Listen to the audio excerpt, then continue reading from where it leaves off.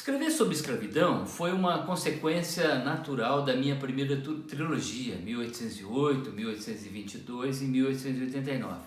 Ao estudar o século XIX, ou seja, como é que o Brasil se tornou independente de Portugal e depois se transformou numa república, eu me dei conta que o assunto mais importante da história do Brasil não era a vinda da corte para o Rio de Janeiro, não era a independência e nem a república, era a escravidão africana.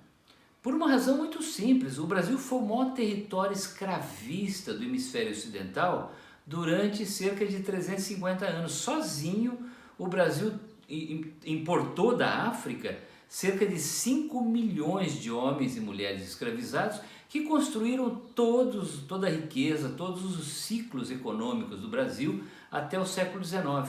Mas eu diria que a escravidão continua presente entre nós ainda hoje, na forma como nós nos relacionamos, como nós nos comportamos, os nossos valores, as nossas crenças. A cultura brasileira é profundamente africana. Então eu li cerca de 200 livros sobre esse assunto e depois, como eu sou jornalista, eu botei o pé na estrada para fazer reportagem. Visitei 12 países em 3 continentes, sendo 8 países africanos.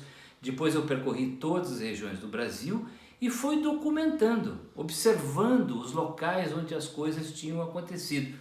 O resultado é um livro numa linguagem bastante acessível, em estilo jornalístico, fácil de entender, mesmo para um leitor mais leigo, um leitor mais jovem, um leitor não habituado a estudar a escravidão brasileira.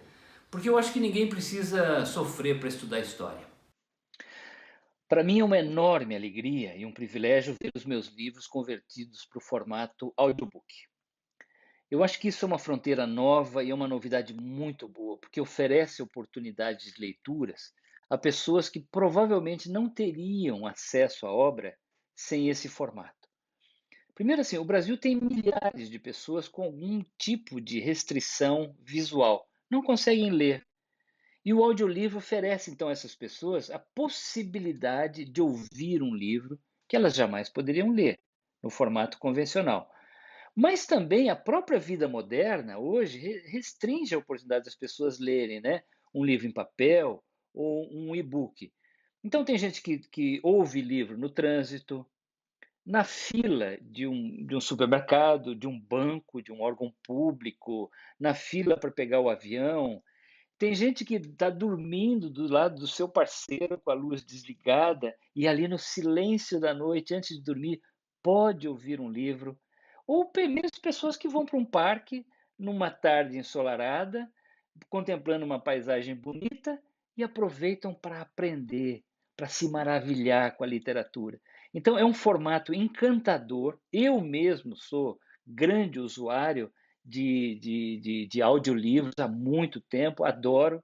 Exercito o meu inglês, inclusive aprendendo, ouvindo livros em inglês, e acho que eu fico fascinado com essas novas possibilidades, né, que a tecnologia oferece para levar a leitura a um número maior de pessoas.